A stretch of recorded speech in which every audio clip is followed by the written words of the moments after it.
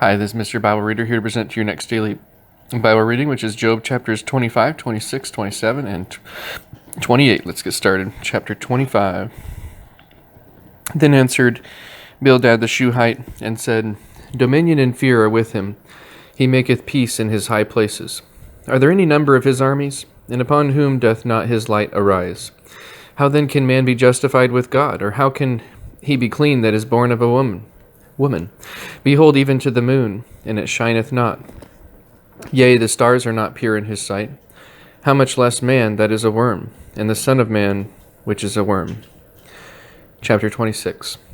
But Job answered and said, How hast thou helped him that is without power? How savest thou the arm that hath no strength? How hast thou counseled him that hath no wisdom? And how hast thou plentifully declared the thing as it is? To whom hast thou uttered words? And whose spirit came from thee? Dead things are formed from under the waters, and the inhabitants thereof. Hell is naked before him, and destruction hath no covering. He stretcheth out the north over the empty place, and hangeth the earth upon nothing. He bindeth up the waters in his thick clouds, and the cloud is not rent under them. He holdeth back the face of his throne, and spreadeth his cloud upon it. He hath compassed the waters with bounds, until the day and night come to an end. The pillars of heaven tremble, and are astonished at his reproof. He divideth the sea with his power, and by his understanding he smiteth through the proud. By his spirit he hath garnished the heavens, his hand hath formed the crooked serpent. Lo, these are parts of his ways, but how little a portion is heard of him. But the thunder of his power who can understand? Chapter 27. Moreover, Job continued his parable, and said, As God liveth, who hath taken away my judgment, and the Almighty, who hath vexed my soul? All the while my breath is in me, and the Spirit of God is in my nostrils. My lips shall not speak wickedness, nor my tongue utter deceit. God forbid that I should justify you. Till I die, I will not remove mine iniquity from me. My righteousness I hold fast, and will not let it go. My heart shall not reproach me so long as I live. Let mine enemy be as the wicked, and he that riseth up against me as the unrighteous. For what is the hope of the hypocrite, though he hath gained, when God taketh away his soul? Will God hear his cry when trouble cometh upon him? Will he delight himself in the Almighty? Will he always call upon God? I will teach you by the hand of God. That which is with the Almighty will I not conceal. Behold, all ye yourselves have seen it. Why then are ye thus altogether vain?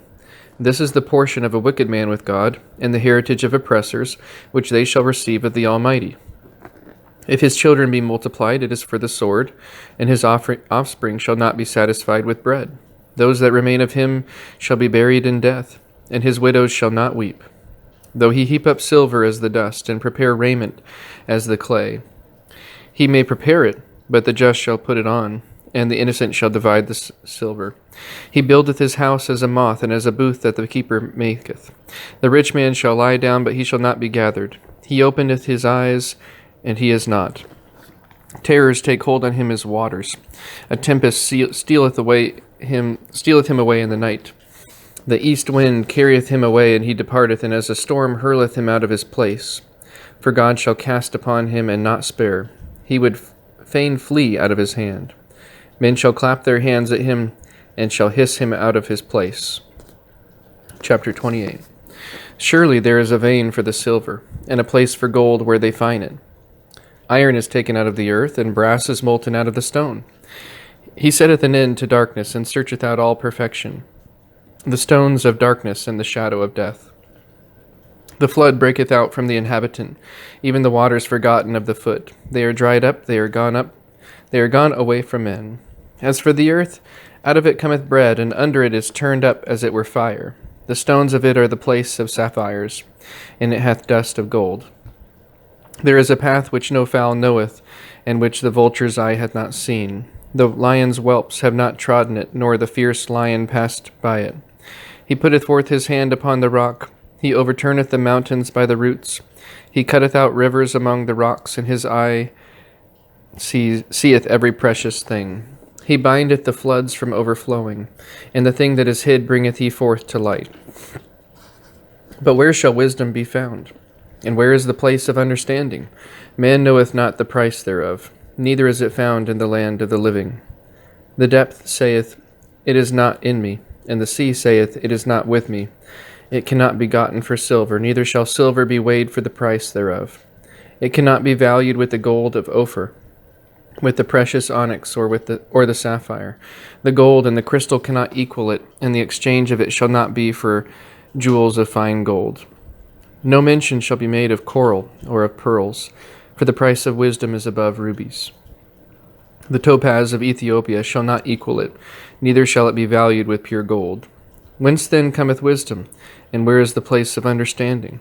Seeing it is hid from the eyes of all living, and kept close from the fowls of the air, destruction and death say, We have heard the fame thereof with our ears. God understandeth the way thereof, and he knoweth the place thereof.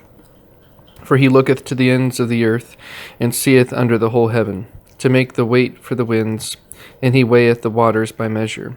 When he made a decree for the rain, and a way for the lightning of the thunder, then did he see it, and declare it. He prepared it, yea, and searched it out.